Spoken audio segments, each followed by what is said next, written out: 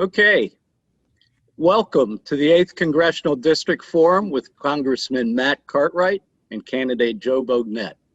My name is Wico Van Genderen. I'm president of the Greater Wilkes-Barre Chamber, and this event is coordinated jointly by us and our good friend Bob Durkin, president of the Greater Scranton Chamber, and his chamber team right there in Scranton, as well as also the Greater Hazleton Pittston Chamber of the Northern Poconos, covering the 8th Congressional District.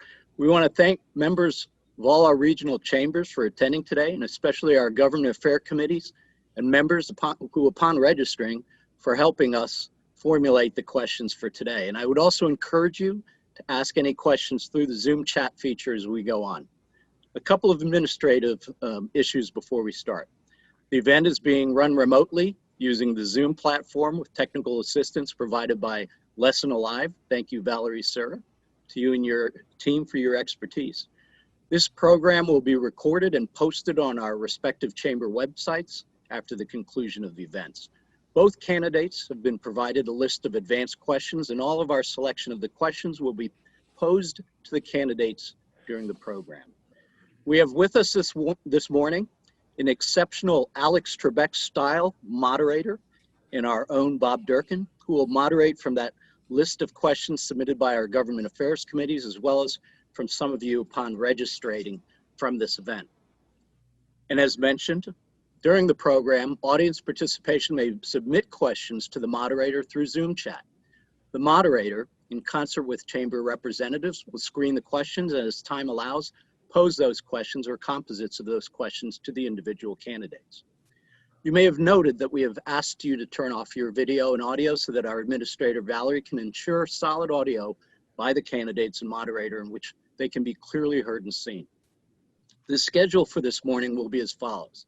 About 9:05, Rep. Matt Cartwright will be introduced by Bob Durkin, and Rep.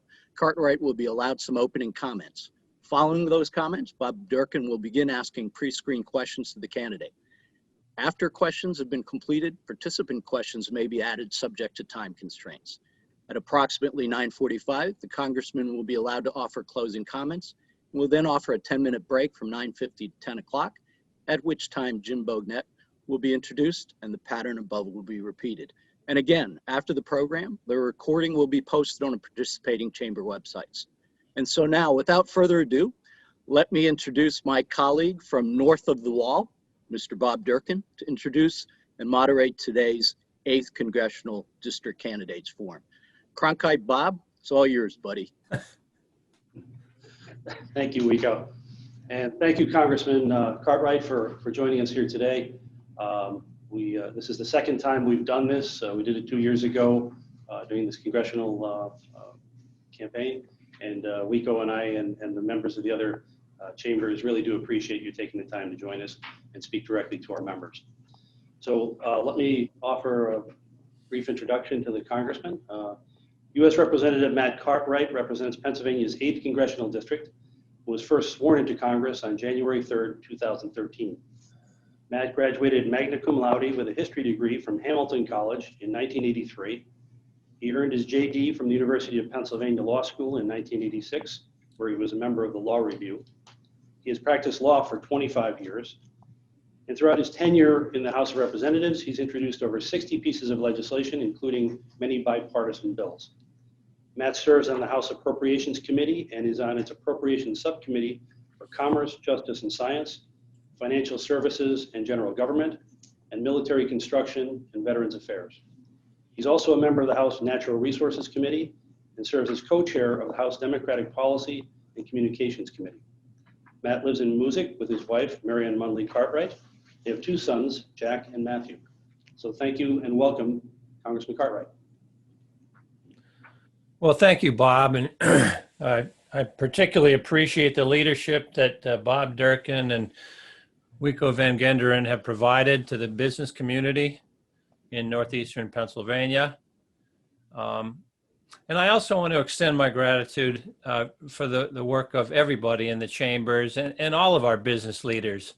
The work you do to cultivate an entrepreneurial spirit and to create great job opportunities in northeastern Pennsylvanians is appreciated.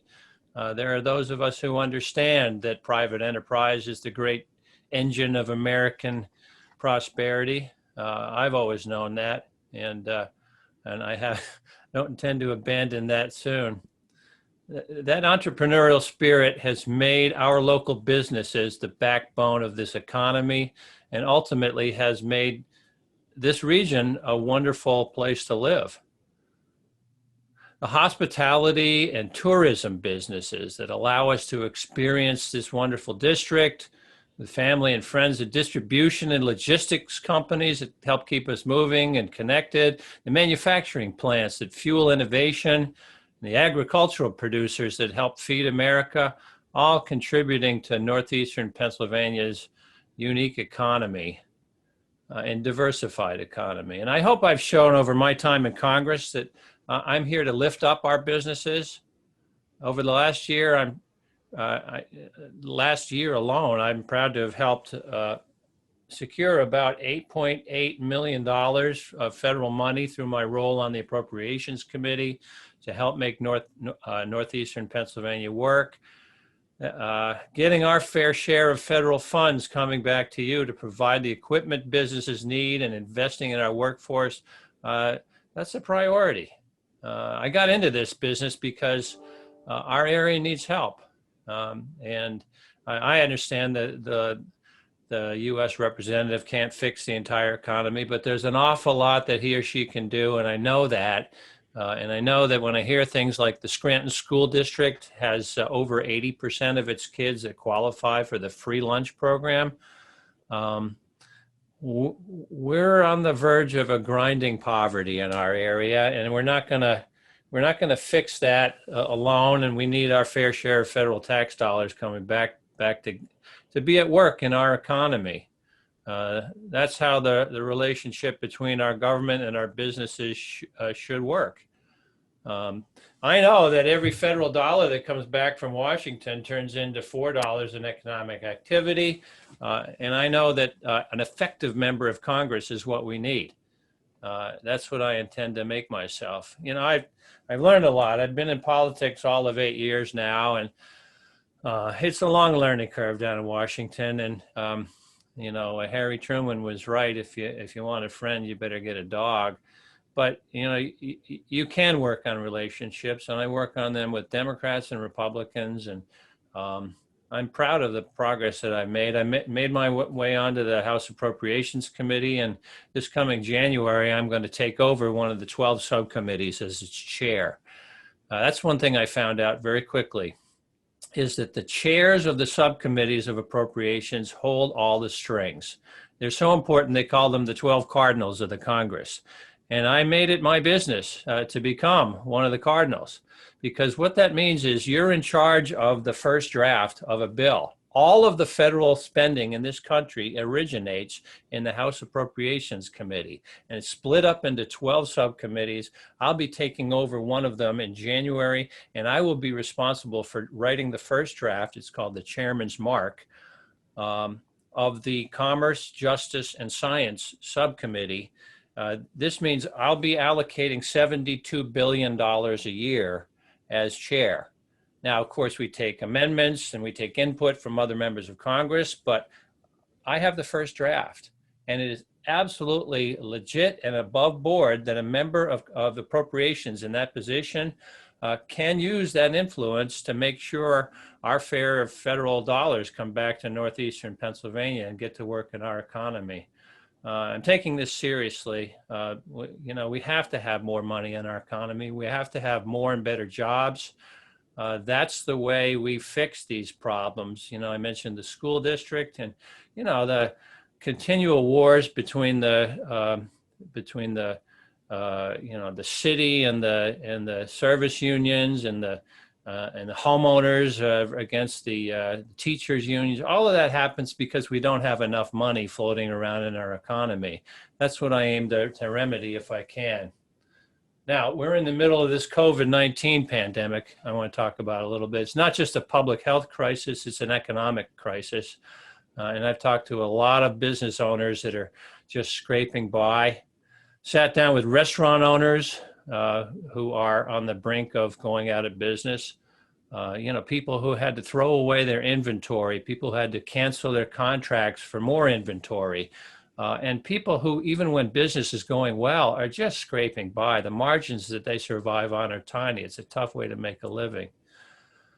I've met unemployed Americans who've done everything right, but the jobs just aren't there. It's because the same industries that make this region our home have been the hardest hit by this crisis. Our hospitality and tourism industry, our construction companies, our transportation and logistics businesses. It has led to a slower recovery here, and you all know it's true. We always have about 2 ticks higher unemployment rate than the rest of the state. The simple fact is our economy cannot fully recover if we can't counter this virus. People need to know it's safe to get back to normal life. Until then, we have to do everything we can to get this virus under control and ease the pain on our workers and small businesses. I'm committed to working alongside business owners and supporting unemployed Americans by passing real relief with bipartisan support. We passed the CARES Act back in March, which I was happy to see was bipartisan, and created the Paycheck Protection Program. And the real heroes of the Paycheck Protection Program were our lenders, our bankers, who helped figure out the program for so many employers. And something like $5.5 billion came into this region alone in PPP loans. And it was the lenders that helped facilitate those. Our office, we announced extended hours. And a lot of times, business owners, small business owners would not have relationships with banks that knew how to navigate the PPP system. And we connected them to the ones, the bankers that we did know could help them. And that was gratifying. We were able to help a lot of people that way. But we know it's not enough. Months ago, I voted to pass the HEROES Act, which would extend relief for businesses and unemployed Americans and provide the testing, tracing, and PPE needed to manage this public health crisis. Of course, that's still in negotiations sitting on Leader McConnell's desk.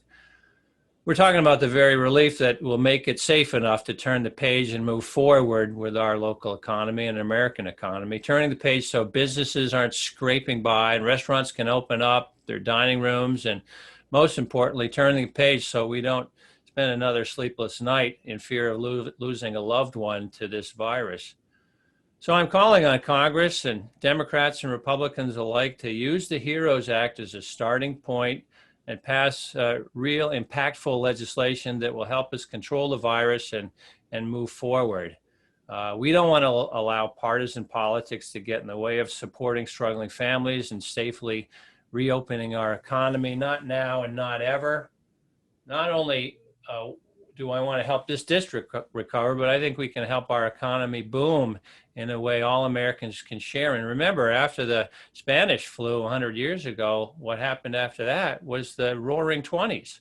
I think we have great, bright days ahead of us and not too long from now, but we have to get past this virus. We have to invest in infrastructure. This is a core value with me. It's bigger than just roads and bridges, although that alone is pretty important. We can drive new growth by upgrading our transportation systems, our electrical grids to help businesses run wider and run faster. We can strengthen our talent pool by improving our schools so businesses always have strong applicants to recruit. That's what I hear all the time. We have jobs, but we can't fill them with qualified people. We can help all businesses succeed by expanding rural broadband so businesses have reliable connectivity regardless of their zip code. Another top priority of mine is reclaiming and redeveloping our abandoned mine lands to allow for further economic development and job creation. Part of the Moving Forward Act, the infrastructure bill that we passed in the House in July, two of my bills got in that. I'm grateful to Chairman Peter DeFazio of Oregon. They are bills that would help continue cleaning up abandoned mine lands and eliminating dangerous health and safety risks while making way for new economic development. And we know how transformative that can be. Just look at the Arena Hub Plaza and Bob Tamber's project. Bob is a friend. Just look at how that has transformed. That was built on abandoned coal fields. After creating a safe place to work, it is a major commerce hub in Luzerne County. Many thanks to the incredible work of Bob and his folks and investments by our chambers of commerce and Northeastern Pennsylvania businesses. It's an example of the economic growth we can achieve and the jobs we can create if we make these investments across Northeastern Pennsylvania. And we can bring manufacturing back to this region. We've lost so much. I mean, we talk about RCA, also known as Thompson Consumer Electronics. They closed their plant in Northeastern Pennsylvania, shipped jobs to Mexico for cheap labor. It only caused about 1,600 families to lose jobs, college funds, retirement funds, ultimately their livelihoods, but it signaled a larger loss of manufacturing in this country. So now it seems everything is made in some other country, and this pandemic really exposed how unjustifiably reliant we are on other countries, making our PPE, making our drugs. This is, this pandemic has uncovered a lot of things that we weren't observing about our economy before. It's long past time we take steps to restore American manufacturing, not only for coronavirus response, but also for our long-term economic security. That's why I introduced legislation last week, part of a number of bills that I have introduced over my time in Congress to promote American manufacturing. The bill I introduced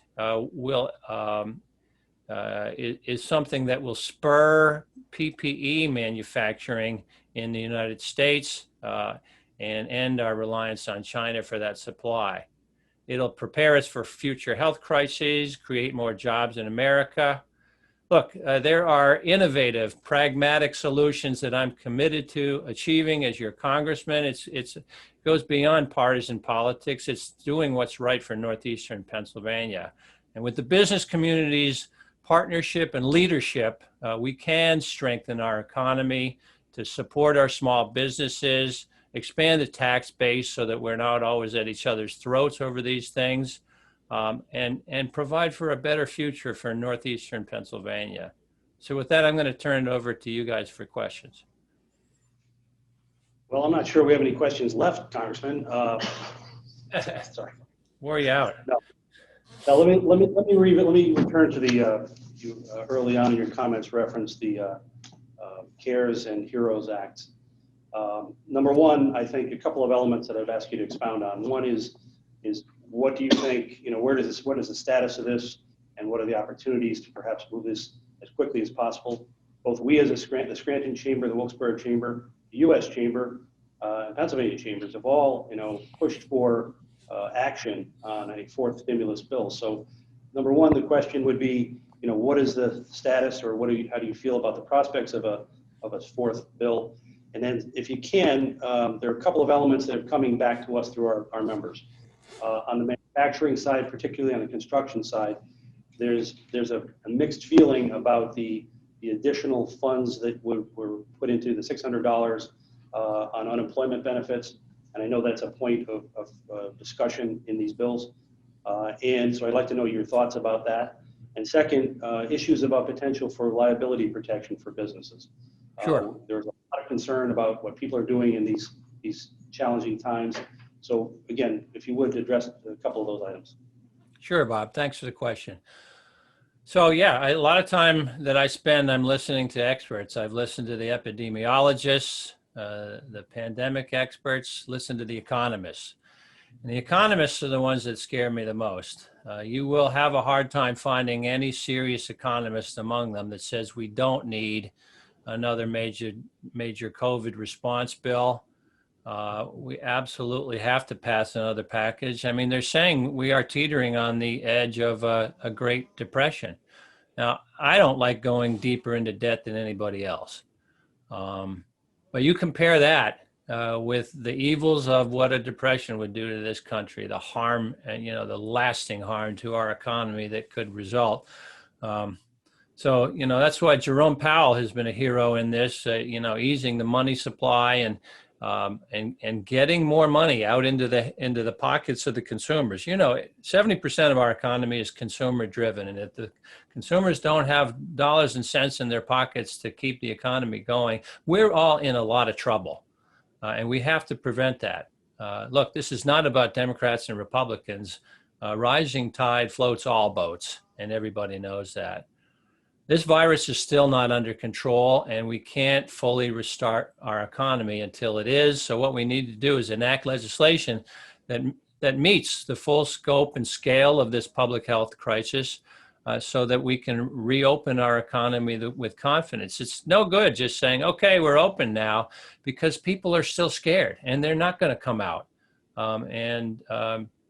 So we have to take that into account. We need to provide the resources to mount an effective and efficient nationwide testing and tracing program, so we can identify small COVID-19 outbreaks before they get out of hand. While we do that, we have to renew and in some areas even expand on the economic relief lifelines that we created through the CARES Act. I mentioned the PPP loans before. And Bob, you've touched on the unemployment insurance. That was another area that, small business owners qualified for unemployment insurance. They never did before. And that created a lifeline, but it also created a problem. It was a lifeline because a lot of small business owners, like restaurant owners, had nothing to live on and needed a lifeline. And they didn't qualify for unemployment insurance before because they were the employer. But now that was included. And I've talked to so many people. We've helped so many small business owners who participated in that program, and it kept them going. The problem was the Pennsylvania system. They went through the state unemployment insurance systems, and they Pennsylvania, it was run through a website, and you go on the website and you fill in, you populate all the boxes, and you find out that if you say you're self-employed, it flushes you out of the website. And they actually were trying to find computer programs who could program in COBOL language. This is from a generation ago, to try to fix the problem. Our office worked with an awful lot of people. As I mentioned, we extended our hours from 9 a.m. to 8 p.m. and we hooked a lot of people up with unemployment for that. Now, of course, the big controversy is, well, is that keeping people at home because they're making more money at home than they would make working? Well, first of all, if they get called back to work at their place of employment, they're not eligible for UI anymore. It's only when this idea of them going to work for some other business that controversy comes into play. And I think there's a compromise there. I really do. But you have to remember that that will cut down on the money going to self-employed business owners as well. So we'll see what happens. So, of course, the EIDL and the PPP loans, we have to re-up those things, because businesses are going to go out of business and not come back, and it'll take for a long time, because it's so hard to start up a small business. Nobody knows that like our local chambers. So now you asked me about the liability issue. Sure. Well, first of all, you're talking to an expert on liability issues. I did that for 25 years, and you remember what I tell you. Trial lawyers are not interested in taking COVID cases, because how are you going to prove where somebody caught a virus? So it's a very difficult thing, with some one-off exceptions, but you're not going to see lawsuits over that. And so don't lose any sleep over it. The other thing that we have to do is we have to come up with, as a part of coming up with national standards, is come up with what employers should be doing. And it's pretty simple. If you do what the federal mandate, whether it's a mandate or a guideline, whatever it is, if you do what the federal government puts out to protect employees and customers, I would, who would take a case against you, even if they could prove that they got the virus at your shop? That's a no-brainer. It's not a reason to eliminate accountability for anybody. Congressman, you did touch on some issues related to workforce and education in your opening remarks. I wanted to ask your general thoughts on two items. One is potential role for you or Congress in helping organizations or communities like ours in attracting talent. And the second one is really something that's come up during this pandemic, and that's the issue of access to child care. So it's mixing Sure. a couple of ideas. Well, I'll start off with the big picture. And one of the reasons that I chose the Commerce, Justice, and Science Subcommittee to become the chairman of, and it took, it took some navigation skills to figure that out. And I got a lot of help from my intrepid staff in Washington. But becoming chair of Commerce, Justice, and Science puts me in charge of all of the National Science Foundation grants, as well as funding NASA, and NOAA and the National Weather Service. It's an opportunity to bring to Northeastern Pennsylvania people with a skill set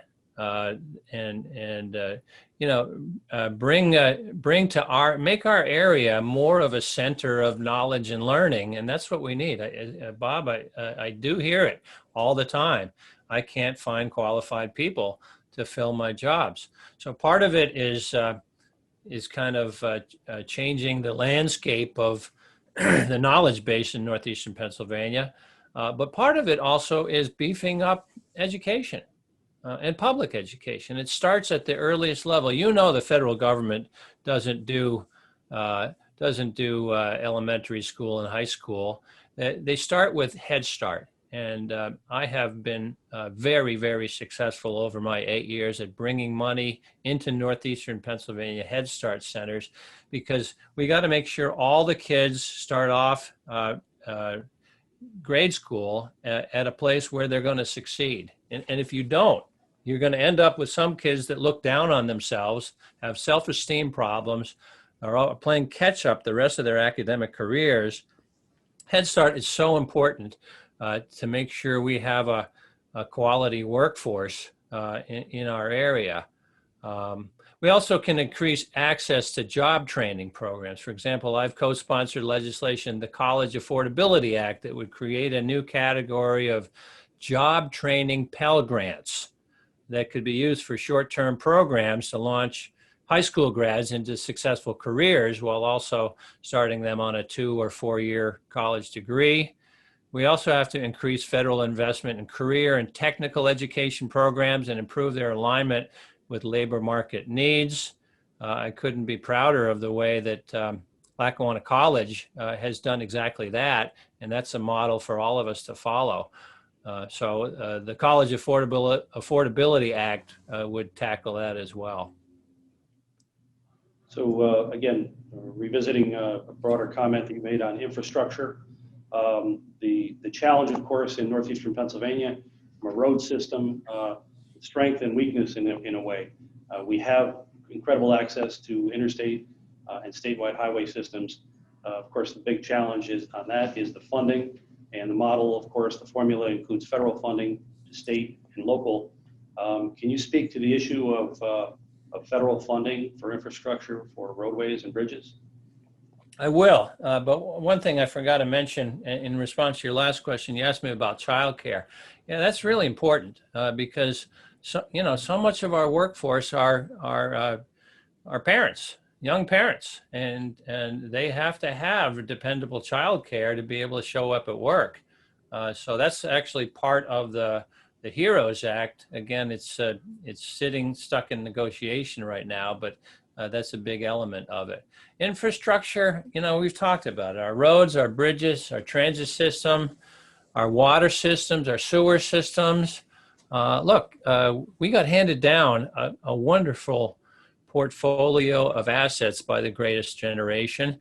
And it's on us to maintain them and to improve them and to expand them.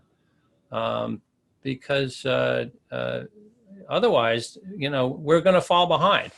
You don't think China is expanding and improving its infrastructure? When you do that, what are you doing? You're greasing the skids for our businesses. When we created the Eisenhower interstate highway system, it became a lot easier to get your goods to market and to move from one place to another. And it made American businesses so much more productive. This is a no-brainer. And it's been a great disappointment of mine. The entire 8 years I've spent in Congress, we have not passed a major infrastructure bill, which is insane. And so I am one of the loudest voices in Congress to do that.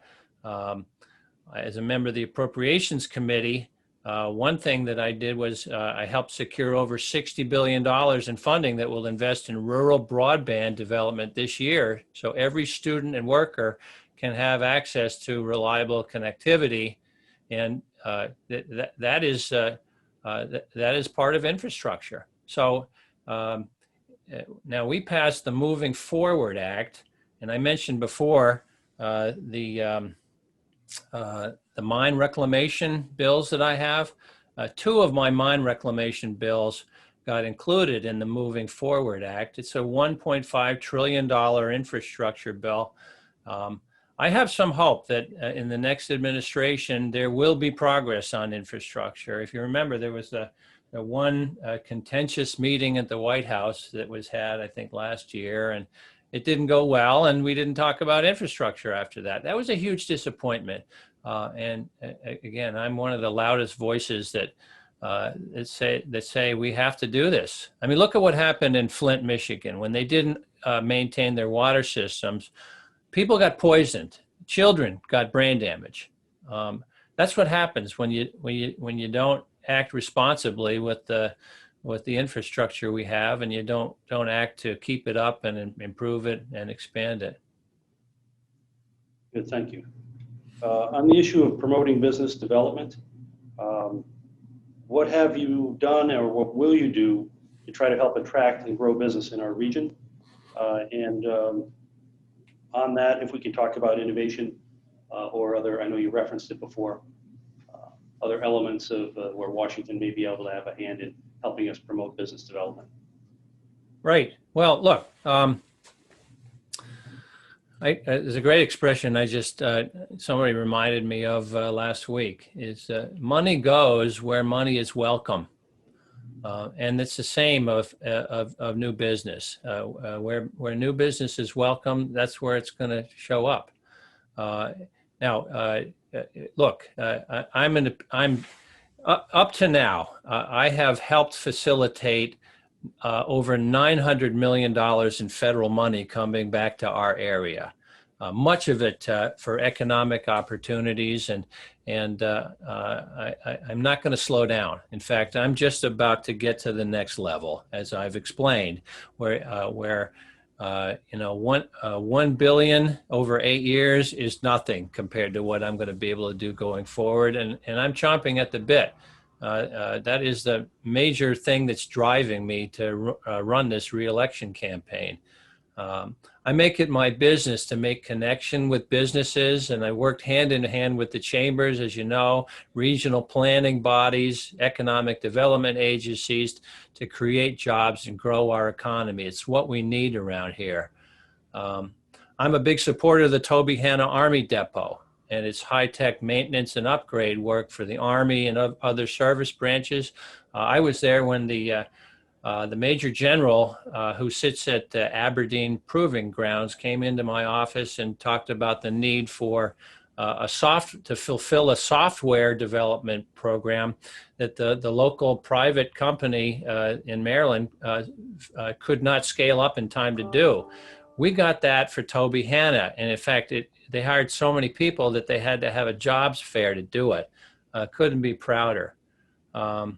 Look, enhancing innovation is important to me, as you note, Bob. I've introduced legislation every Congress to promote consortia to commercialize academic innovations. In the Commerce, Justice, and Science funding bill for this year, going forward, I plan on keeping funding for federal scientific research as high as possible in order to plant the seeds for future innovation. And then on tariff policy, we shouldn't have high duties on the inputs that our manufacturers use, but at the same time allow tariff-free final products to enter our market from foreign manufacturers. It's one thing that our office does all the time is work with local businesses to help them get exemptions from tariffs on the component parts of what they're producing. Supporting our local businesses is a mainstay of the Cartwright Congressional Office. So the last of our predetermined questions or topics is divisive politics. What would you do in Congress to begin to heal the acidic partisan divisions in our country? It's not what would I do, Bob. I've been doing it since day one. And I promised to do this when I first ran for Congress. Look, you're looking at a kid who has three brothers, and among the four of us, two are Republicans and two are Democrats, and I love them all dearly and equally. So I don't think Republicans have tails. I never did. Some of my historical heroes in this country were Republicans, and you're also looking at the Democrat in Congress who has introduced more Republican-sponsored bills than any other Democrat over the full 8 years that I've been in Congress. It's how we move the ball forward. You look for practical solutions that go beyond party or partisan food fighting, and you get the job done. So I have bills in my office that are signed into law. You know, there's a reason they say something's as hard as an act of Congress. They're really hard, but I have 4 bills that I've signed into law. 2 are signed by Barack Obama and 2 are signed by Donald Trump. So I'm very proud of the work I do, and it's a matter of developing relationships. I am very good friends with Republicans across the aisle. You'd never read about that in the paper because they can't sell papers with articles like they're all getting along swell this week in Washington. But it's true. There's an awful lot of bipartisan work that goes on, and I am one of the leaders of that. I think it's what's you know, it's one of the reasons I was named one of the most effective House members by the Center for Effective Lawmaking at Vanderbilt University. They named me the number 4 Democrat, you know, in top 10 overall representatives out of 435 congressmen and women. I was in the top 10 at being effective, and that's how you make yourself effective. Is you work with the other side. One of the questions that our audience, if you will, has sent in asks this: where do you stand on natural gas production in Pennsylvania? Oh, I'm bullish on natural gas production. I always have been. It's first of all, it's so much less dirty for our environment. Climate change is real. Everybody on this call knows that, and we have to do what we can within reason to combat climate change. So moving from coal to natural gas was a big step forward. A lot less carbon going into the atmosphere. We also have to be practical. I mean, if we say there's something floating around called the Green New Deal, I'm not a sponsor of that. It's not even a bill. And I think it imposes an arbitrary time deadline by which time we convert over to all renewables. We will convert to all renewables. There is absolutely no doubt that will happen. But what will drive that is the free market economy. Because the price of that will steadily and progressively go down. And eventually it will be cheaper to generate energy from renewable sources than it is to pull it out of the ground, whether it's oil or gas.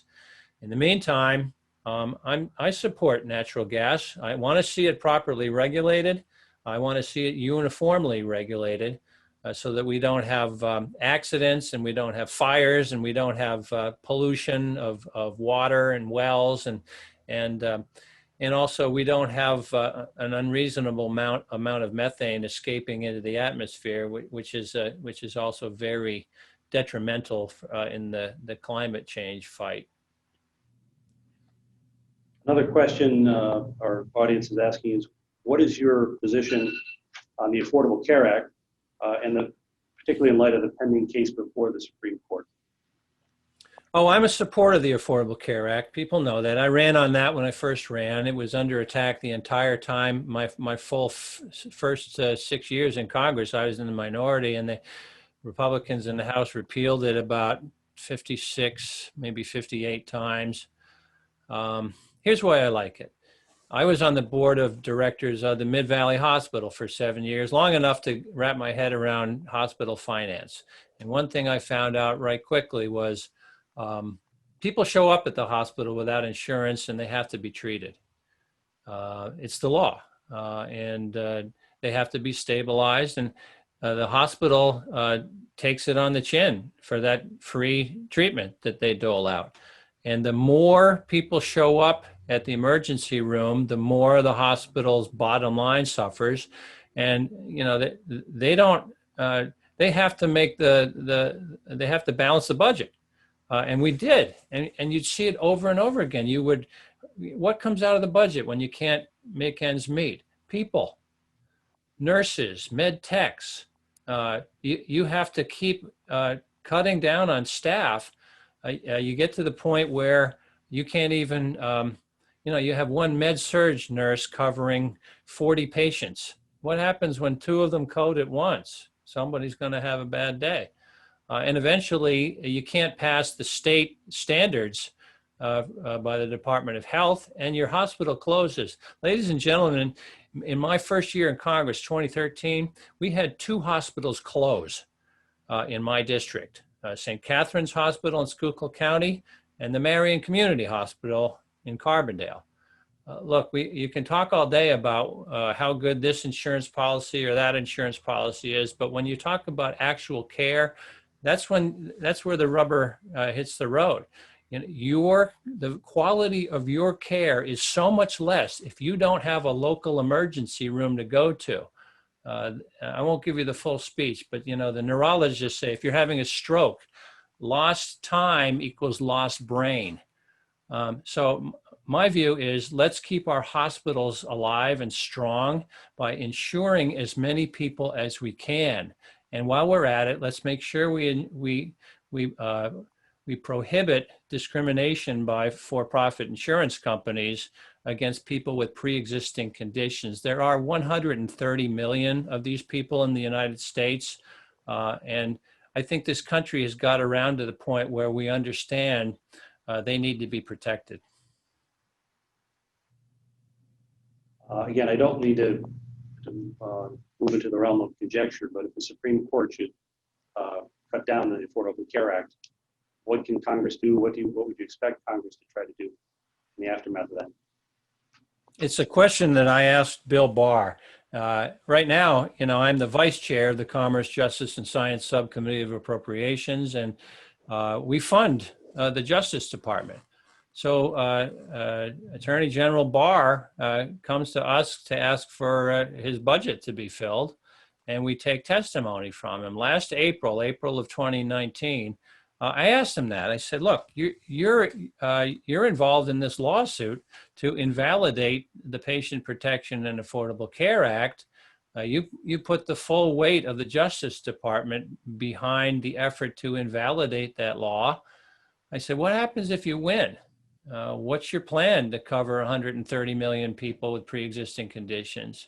And he looked at me, and with a straight face, he said, oh, well, we're the law department. We don't handle that.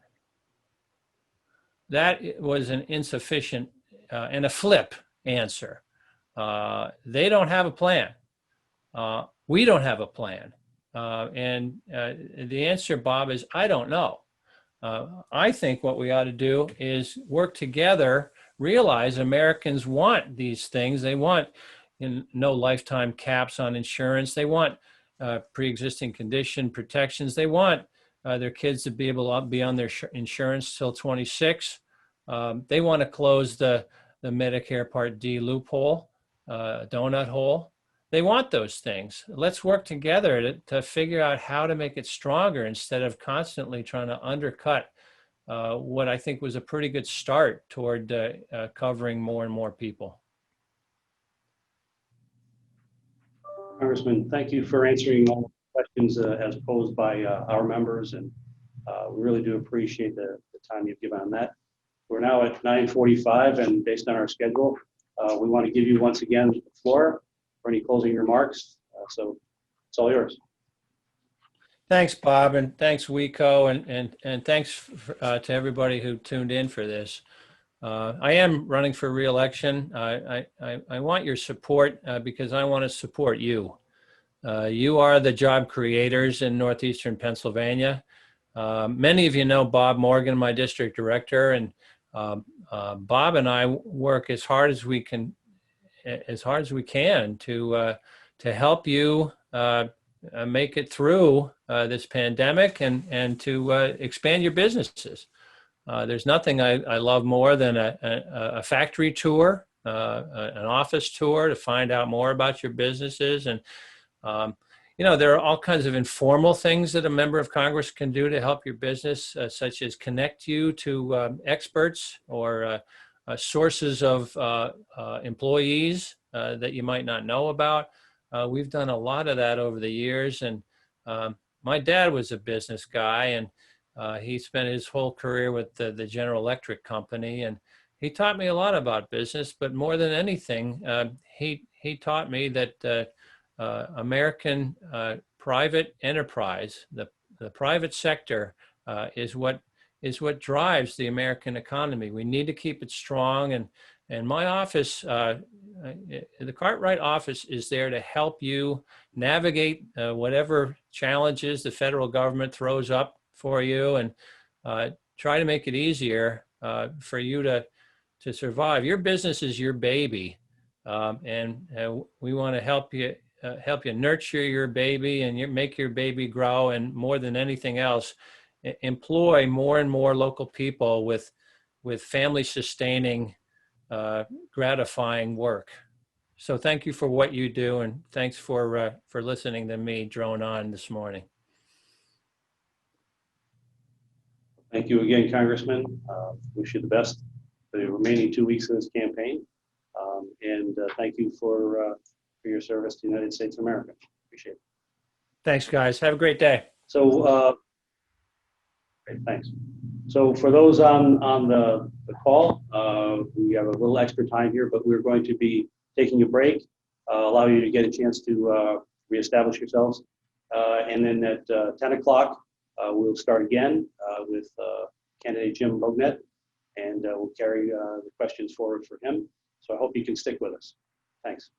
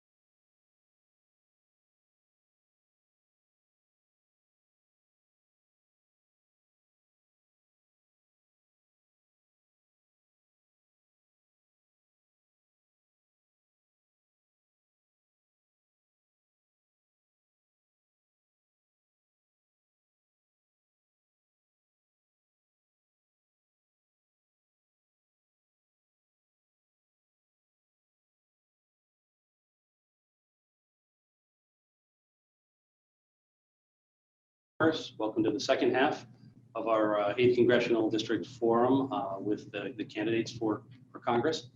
I hope many of you have stayed with us. Well, I guess if you didn't stay with us, you're not going to be hearing my voice, are you? But for the second half, we're pleased to have candidate Jim Bognet. Let me tell you a little bit about Jim, and then we'll give Jim a chance to do some opening remarks, and then we'll jump into our questions. So Jim Bognet is the Republican candidate for Congress in Pennsylvania's 8th District. He was born and raised in Hazleton, the son of a small business owner. Jim graduated from Hazleton Area High School before attending Penn State University, on an academic scholarship.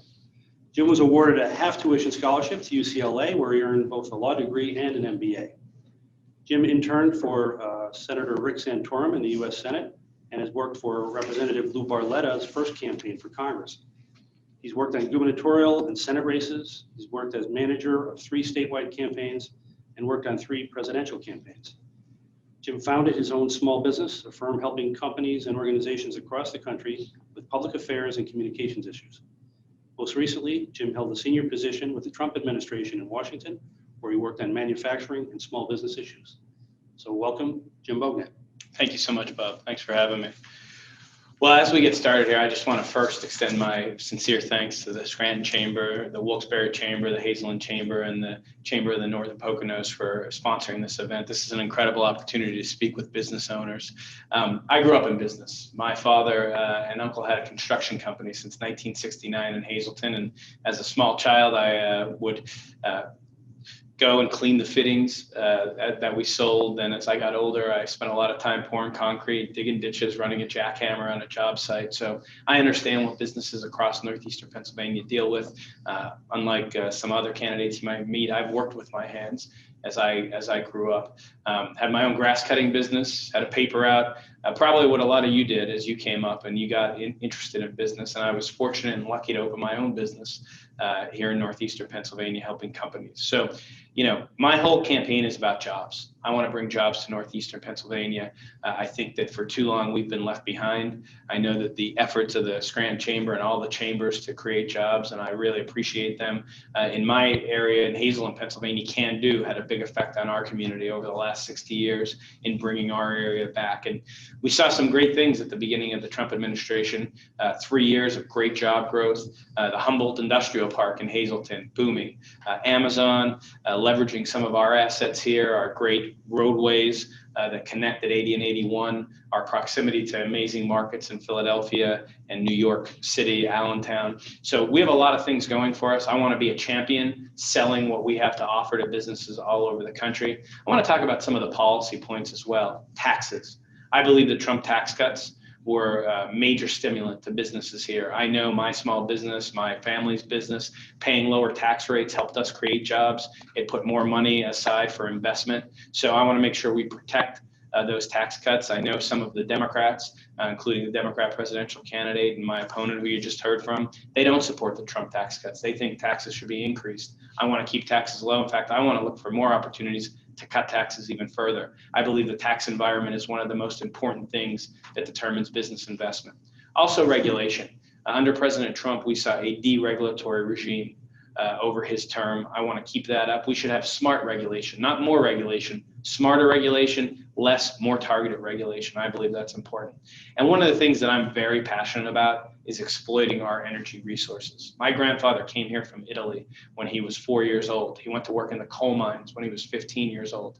He managed to raise 9 children on an income provided by extracting our natural resources. I believe in fracking. I believe in natural gas. The last participant in this forum talked about that the Green New Deal is not a bill. Let me tell you something. If the Democrats control, the DC Democrats, not local Democrats, there's a lot of good pro-business Democrats here in northeastern Pennsylvania. But if the DC Democrats control Congress and the presidency next year, they will put together legislation cutting back on fracking. We've already seen it in New York where fracking is not allowed. We need to keep fracking. We need to develop our energy resources.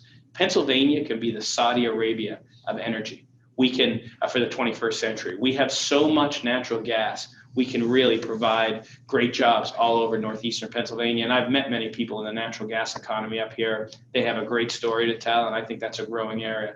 I guess I'll talk about one last thing before we go into questions. COVID has had many, many negative effects on our businesses. And I truly believe we need to get our businesses back open. We need to get more targeted in our precautions. I think Governor Wolf has been way too arbitrary and capricious as he's cracked down on businesses all over the country. I have to say, Bob, parenthetically, when Governor Wolf says that businesses have moral culpability for the coronavirus update, when he attacks businesses, that doesn't make any sense to me. You all know through your businesses, you're trying to do right by your customers, by your investors, by your employees. All business owners want is to be open, is to be able to create jobs and do their business. You all spent your life growing your businesses. And when I see an elected official of our state attacking businesses, that's horrible, especially in a situation where we have restaurants and gyms and hospitality and tourism businesses that are literally buckling at the knees. You know, Bob, I think I told you this story in the summer. I have a friend in Hazleton who had to auction off her gym equipment. She spent 5 years building a gym up, and then Governor Wolf comes in and he tries to blame it on the coronavirus. It was not the coronavirus. The coronavirus didn't cause her to close her gym. Governor Wolf's arbitrary and capricious crackdown and lockdown caused her to close her gym. And now she's doing gym classes at a Little League baseball field, trying to survive, trying to feed her family. It's really sad when you hear those stories. I think we need a better approach. In Congress, I promise that I'll fight for lower taxes, that I'll fight for more support for the fracking industry, that I'll fight for businesses, I'll fight against regulation, and I'll fight for infrastructure, which I know we'll get into in our first question. So with that, Bob, let's get started. Well, let me go right to the issue of the Affordable Care, I'm sorry, not the Affordable Care, so the CARES and / HEROES Acts. We at the Chamber of Commerce and all of our chamber partners here, we talk to small business on a regular basis. In fact, with Chambers of Commerce, the average member, the average business person in northeastern Pennsylvania has fewer than 10 employees. So small business is truly small business. What we've seen is through the early part of this pandemic, some of the work, the good work that came out of Washington helped a number of our businesses hold on. Those dollars that came out of the CARES Act are largely dissipated. We joined the voice of the U.S. Chamber in asking for, in Washington, for another stimulus bill, a fourth stimulus bill. I wanted to ask you your thoughts on the idea of an additional stimulus bill, and if you could deal with or address it in the sense of how it can affect small business, and to the degree you can, the issue of unemployment benefits as well. Sure. I support more stimulus. There's no doubt about it that we've seen something unprecedented in the history of the United States, a government-imposed economy-wide lockdown across most of our country.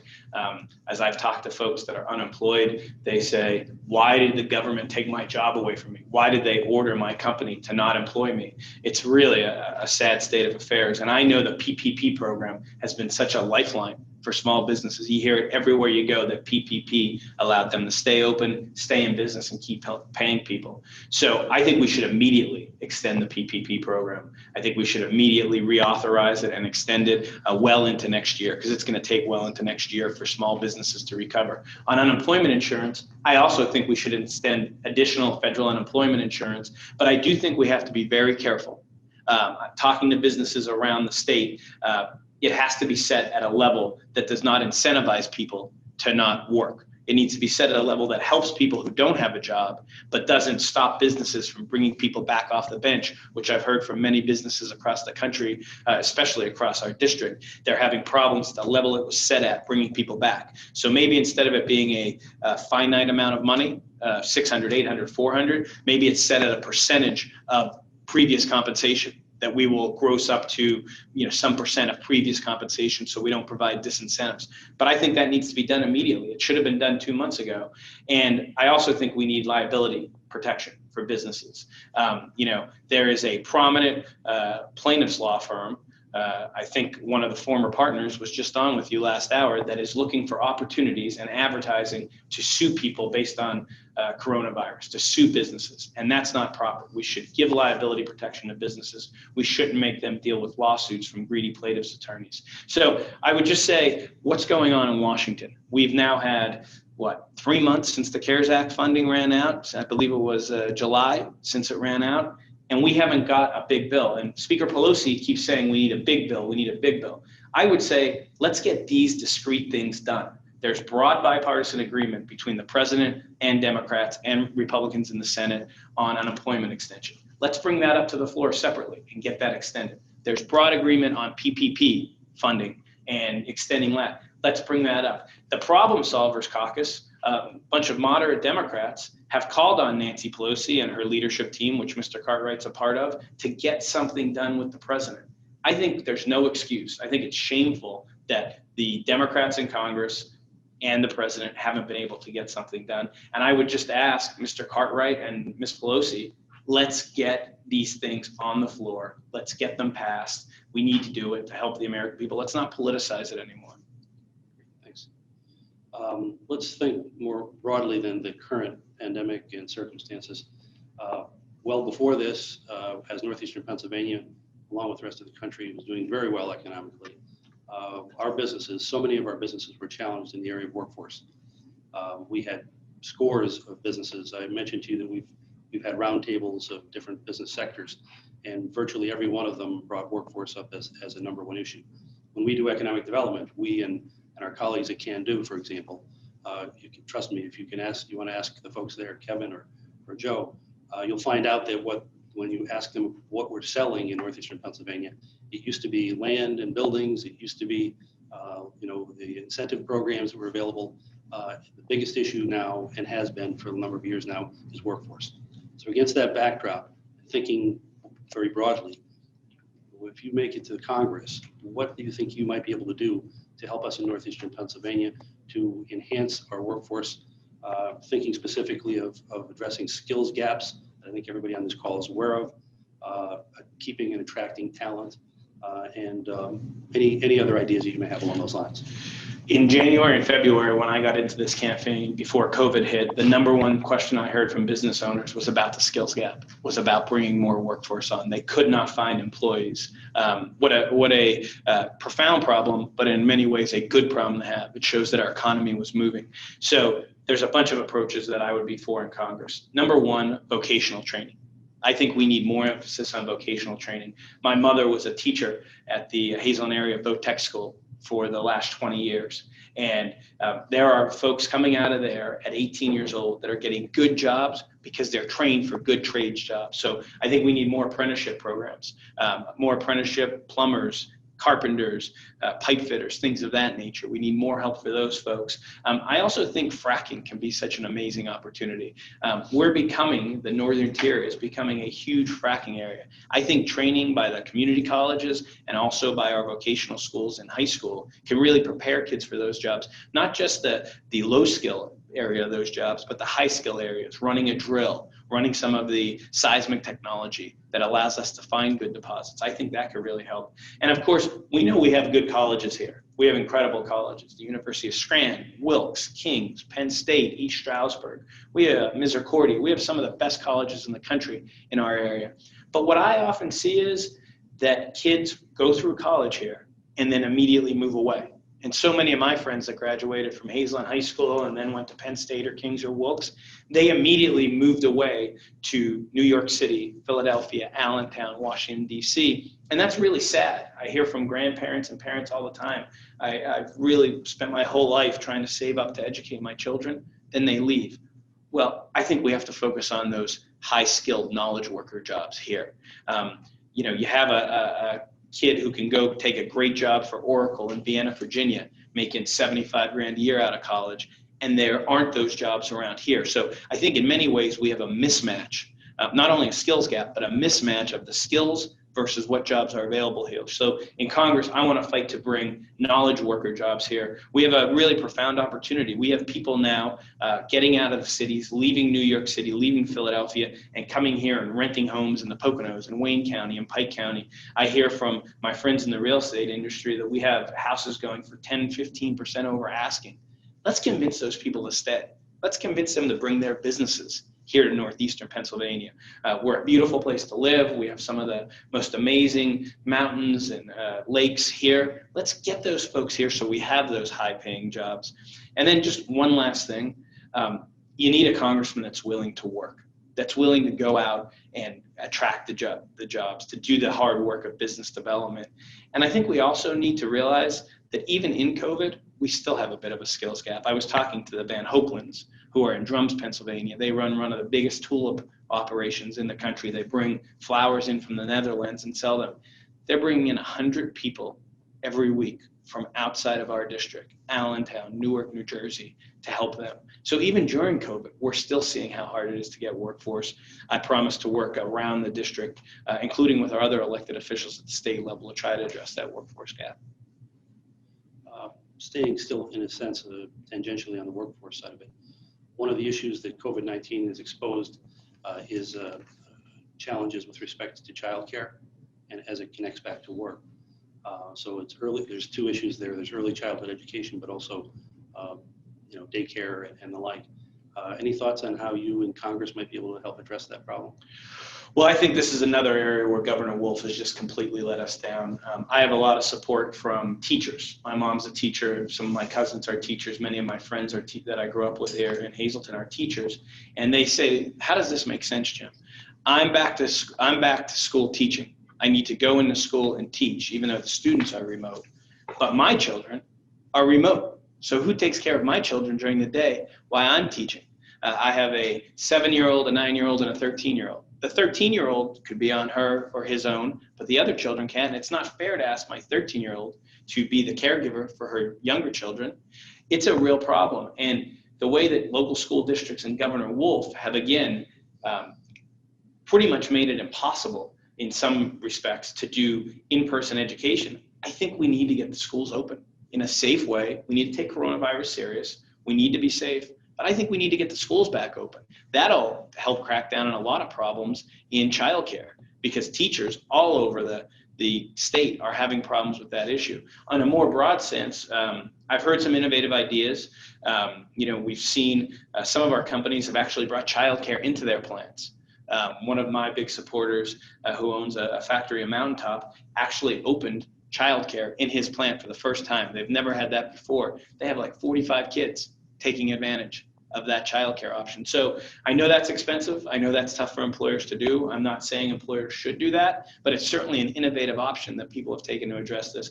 I would like to see in a future stimulus package, Congress do something about that. Maybe put forth some money on a temporary basis to say, let's get some childcare resources in. But the problem is Governor Wolf. And if you have politicians that are only interested in scaring people about COVID-19 and only interested in telling people, no, it's not safe to do anything, that makes it really tough to get childcare because those companies that are doing childcare say, I'm going to get killed by liability. Some greedy plaintiff's attorney firm is going to come and sue me and put me out of business because I opened 2 weeks too early. And if you're a business owner, that's a really tough thing to deal with. So that's where we come back to liability protections. I think we need really big liability protections for the childcare industry. You referenced it before in your opening remarks, infrastructure. So obviously in northeastern Pennsylvania, from a road system, it's one of our strengths. It's one of the things that we as an organization and our other colleagues regionally promote is access to transportation and access to the markets. That said, we have more roads and more major interstates in our area than probably any place else in the state, and yet the upkeep has been a challenge. Federal, state, and local monies go into roadways and bridges. In Washington, there's been a long delay on major investment in infrastructure. Can you speak to your feelings on this? I've been saying since the beginning of the campaign, we need a massive and major significant infrastructure bill. That would be one of the first things I would work on in January is getting that done.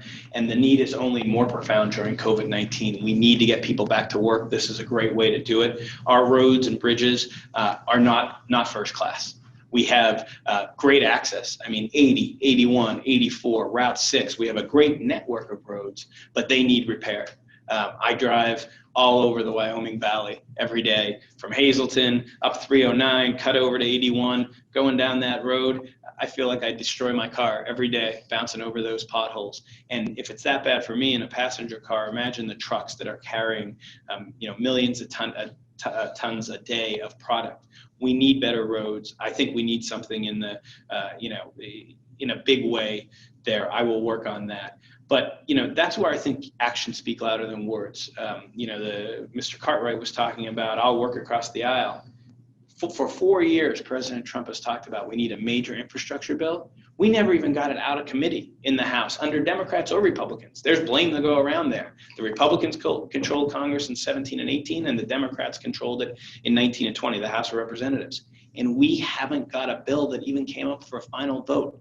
Let's get a massive bill done that not only helps roads, but bridges. We have a huge bridge problem in northeastern Pennsylvania, airports, and wireless and broadband and 5G.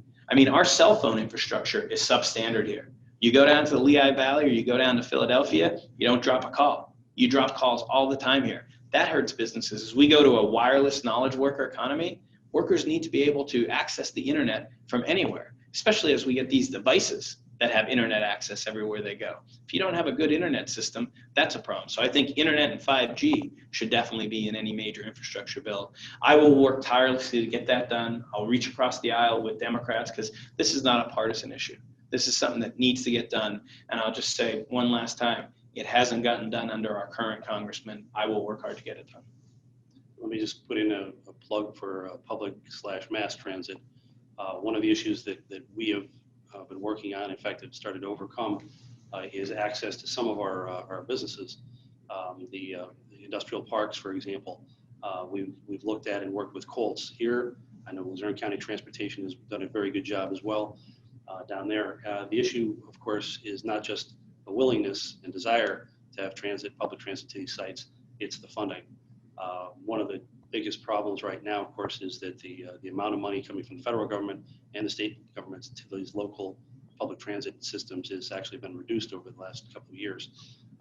We see this as less about transportation, more about workforce development. It's getting people to these sites. We've done a very credible job in attracting the businesses here. Now we have to make sure we can get the employees to the sites. Any just thoughts on public transit? Well, I know our bus system has gotten better. I know in the last 10 to 15 years, we've seen a marked improvement from where we were, which was really bad, to where we are now. But I think there's a lot more opportunities, especially with cross-agency working together, counties not just working in their county, but working across counties. I know we've seen in southern Luzerne County better coordination with Monroe County, because so many workers go from Hazleton to Stroudsburg into New Jersey, even into New York City. We've seen that improve. I don't think we've seen that improvement district-wide, and I think we need that improvement district-wide, so I'm a real proponent of that. But I'll also say that you don't do that without a big bill. I think it's just hard to do that on a piecemeal approach. I do think you need a major infrastructure bill to be able to do that. I had another point that I wanted to make when it comes to infrastructure. The Lehigh Valley is growing, and there's a lot of jobs in the Lehigh Valley. The closer we're able to integrate our region with the Lehigh Valley so we have mass transportation going back and forth, I think that makes a ton of sense to do that. On the broad issue of business development, let me just ask you what you think you might be able to do as a congressman to help us in northeastern Pennsylvania to attract and grow business in our area. My first job in government was in business development, business attraction and retention. I spent 2.5 years doing that job. It was a fantastic job. Every day my job was to get on the phone with businesses and convince them to move to my area. So I loved doing that job. It was a really amazing opportunity. It really shows you how tough the competition is. I mean, you remember the Amazon second headquarters project. They were able to really put tremendous pressure on different municipalities. We need this, we need that.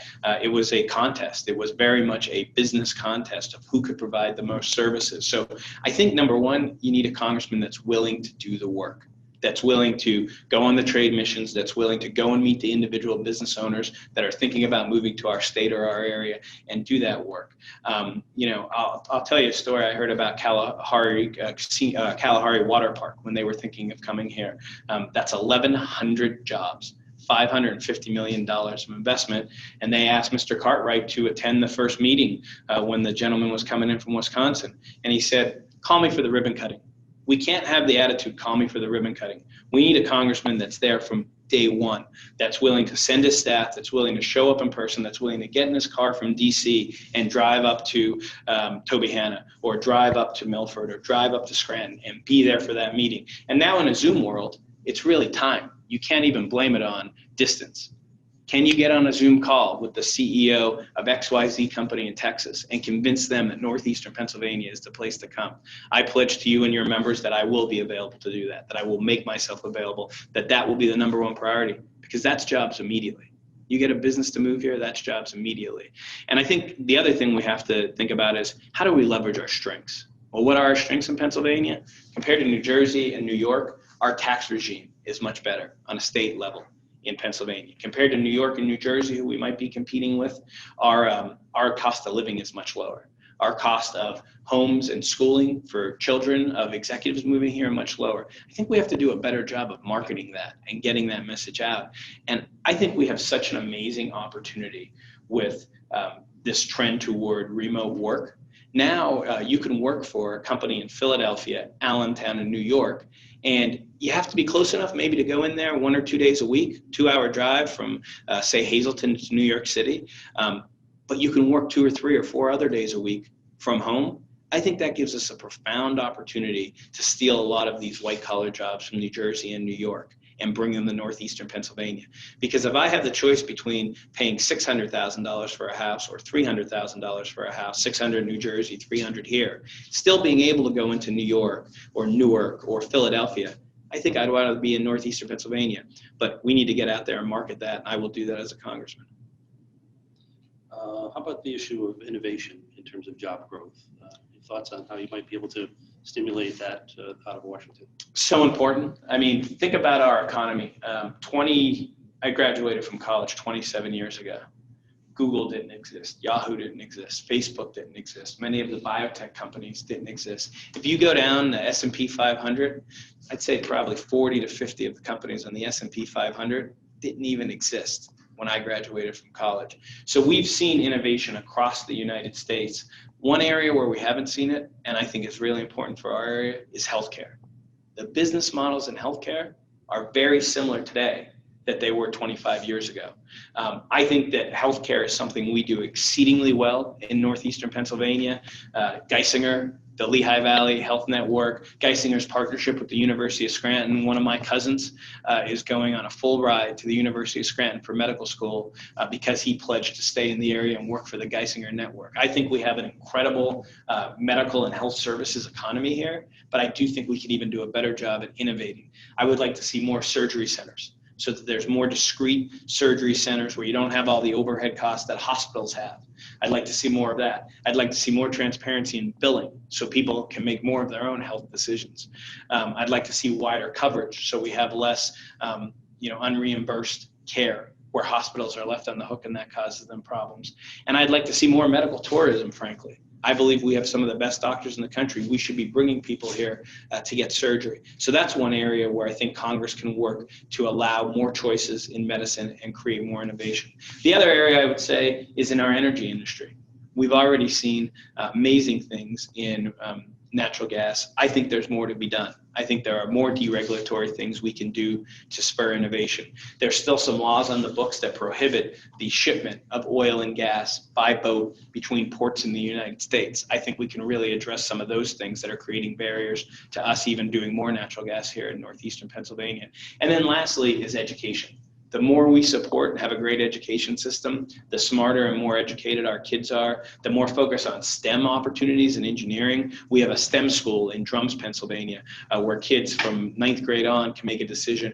We want to be at a STEM school. We want to be focusing on engineering and applied sciences. I think that will help spur innovation as those kids graduate, get their college degrees, and then open businesses. So I could probably talk about this for another 15 minutes, but I think innovation is so important. And that's something our area hasn't always had. I think over the last 10 years, we've done a much better job, but there's so much more we could do.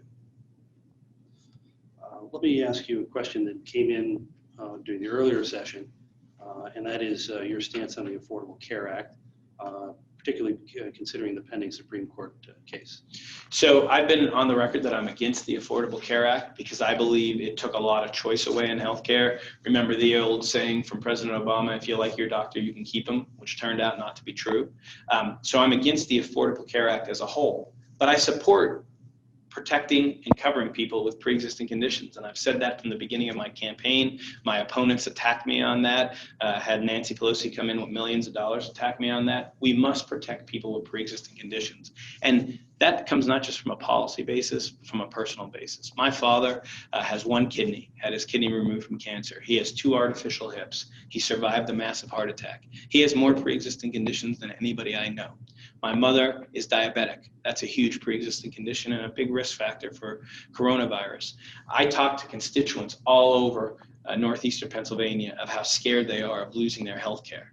And we must make absolutely clear that under no circumstances are we going to go away from covering people with pre-existing conditions. So that's a very important part of the Affordable Care Act that I actually support. What I don't support is some of the mandates coming from Washington.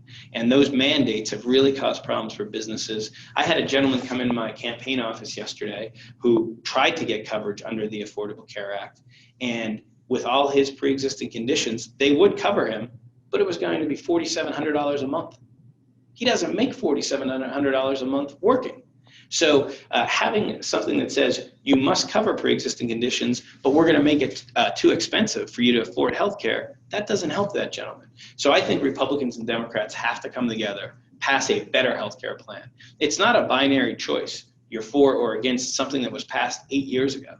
We have the ability to innovate. We have the ability to come up with a better bill that covers pre-existing conditions, but also provides more options, that protects people from hidden billing, that protects people from being overbilled, that gives hospitals and surgery centers an opportunity to innovate. So I think we can do a better job. It's been 8 years, maybe 9 years now, 9 years since the Affordable Care Act was passed. And I believe it's been 7 years since it went into effect. And it's been mired in litigation. It wasn't designed well, and it's still not living up to its promise of providing much more health insurance all over the country. I think we can do better, and I'll work on doing better in the next Congress. Another question that came in yesterday after we had posed our defined questions had to do with Social Security and Medicare. In Congress, what might you do to protect, or what is your position on protecting Medicare and Social Security? On Medicare and Social Security, you earned it, you should keep it. People work all their lives for their Medicare and Social Security. They should keep it. Nobody wants to take away Medicare and Social Security. Often one side of the aisle uses that to attack the other side of the aisle. President Trump has been our president for 4 years. He's done nothing to try to hurt Medicare and Social Security. I believe if you worked hard all your life, you earned it, you should keep it. I do believe we need to work to buck up the trust fund. And the number one way to do that is to get more people working. Social Security is funded by employer and employee premiums that we all pay from $1 when we start working. So if we can get more people back to work, you don't pay it on unemployment. You only pay it on wages. We need to get people back to work so we can keep those trust funds strong. So everybody that's working so hard right now can know that they're secure when they get older. And I gotta say, we haven't seen anything from the current Congress to strengthen Social Security. I would like to see some ways that we can strengthen Social Security, and the number one way is economic growth. So I hope we'll get a forced stimulus package passed so we can get people back to work and paying into the Social Security Trust Fund. You've referenced the natural gas industry. Just wanted to pose this question because, again, it was offered up in the previous session. So where do you stand on natural gas production in Pennsylvania in general? I want more. I want more of it. We should be producing more natural gas in Pennsylvania, and especially in northeastern Pennsylvania and our northern tier. I think really this could be our driving job, our driving industry of the 21st century. Natural gas is clean burning.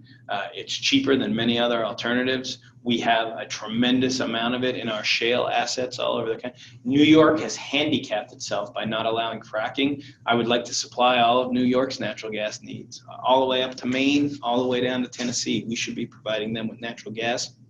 We need leaders that believe that. And I'll just say, you know, I heard Mr. Cartwright say that he's not for the Green New Deal, but he's voted with Pelosi 99% of the time. Pelosi, AOC, Ilhan Omar, who are the driving forces in the Democratic caucus, they're for the Green New Deal. And I worry tremendously that if we give Nancy Pelosi control of Congress again, she will bring up a fracking ban. We saw Joe Biden. Now, Joe Biden has me confused. In the primary, I watched him say, there'll be no more fracking. And now he says, well, I'm for I'm for the old fracking, but not the new fracking. I'm very confused about where he stands on fracking. And I think we need to speak with one voice as elected leaders. Natural gas is good for Pennsylvania. It's good for Northeast Pennsylvania. And it's amazing for the U.S. 10 years ago, we were at the mercy of Saudi Arabia and Venezuela and other oil and gas producers. Because of our ability to frack, we are now energy independent. We still import some oil, but we export natural gas. When I got into economic development 20 years ago, there was a lot of talk about building giant terminals to import liquefied natural gas. Now we're exporting liquefied natural gas all over the world. This could be an energy boom for us over the next 10 years. If we could supply the needs across the globe of liquefied natural gas, that could be millions of jobs for America and hundreds of thousands of jobs for Pennsylvania. So I'm passionate about the need to promote the natural gas industry and not buy into this green raw deal stuff, not go after it, not give into the liberal crazies who want to shut down all fossil fuel production. It's insane. So the last of our pre-selected questions is divisive politics. What will you do in Congress to begin to heal the acidic partisan divisions in our country? Well, here's what I'd say. We've always had in politics the ability to contrast, and that's important. We don't always agree, and we should all lay out, and I've laid out in this discussion, I hope not in a mean-spirited way, my differences with Mr. Cartwright. And the voters deserve that. They deserve to know what our differences is, especially in the heat of an election campaign. But once the election campaign is over, I would hope that we can all come together. And it really hurts my heart when I see people launching ad hominem personal attacks on both sides of the aisle. People are guilty on both sides of the aisle. This isn't just a Republican or Democratic thing of not being tolerant, not being able to work together. We have to come together and be able to work together. And I think one of the big problems is social media. It seems like things that would never have been said face-to-face when we were in school or when I was in school are now said on the internet every day. And I think parents have a big responsibility to tell their kids, to monitor what their kids are doing online, because those habits are formed when people are in high school and college of how they interact on social media. And, owning the haters and trolling people, those aren't good things to be teaching our kids, and all too often I see that even among adults, and it's really heartbreaking. I came up in a time where you could work across the aisle, where you would have a Thanksgiving dinner where there are people of very different political viewpoints, and they could rib each other and make jokes with each other, but not hate each other, not scream at each other, not start yelling complicit, and you're not allowed in my house.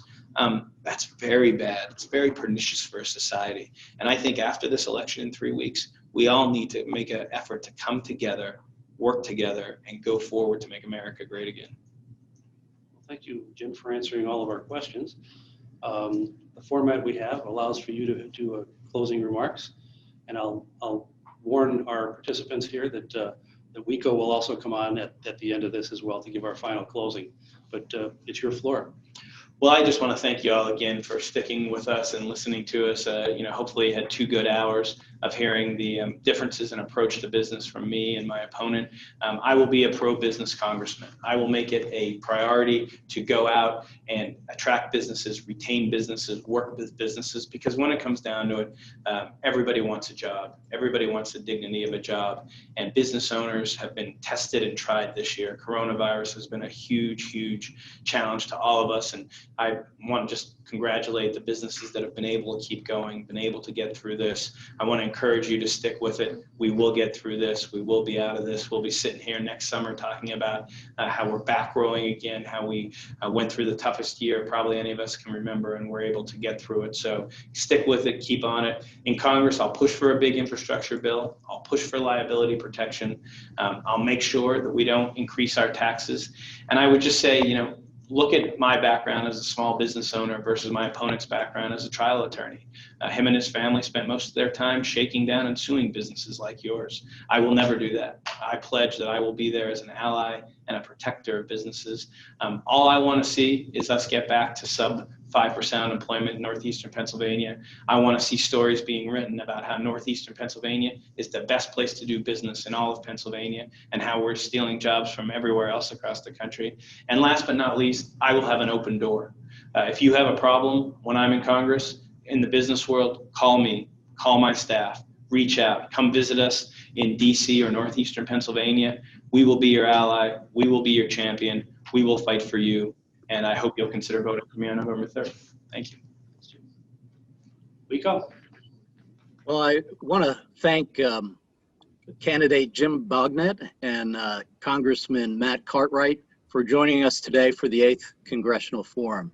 We really appreciate the dialogue and, more important, your thoughts and positions on a host of top-of-mind issues for our community and our businesses during the COVID crisis, and certainly for this election. You know, it really is, you find in these times of crisis that you realize the importance of good leadership and how important it is to understand all your thoughts and positions as we navigate to a reimagined post-COVID future that gets us back to a sense of normalcy, a sense of sustainability, and a sense of renewed growth.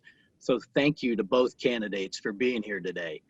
And thank you, Bob Durkin, for your moderating skills. You have earned the Walter Cronkite Award, although in saying that, I imagine our younger viewers may have no idea who I'm talking about. Finally, I want to thank our chamber teams, Valerie at Lesson Alive, and of course, our Government Affairs Committee for their efforts in setting up this forum, and for you in the audience for your participation today. Thank you so much, and be sure to vote in the upcoming election. Thank you very much. Have a good day, everybody.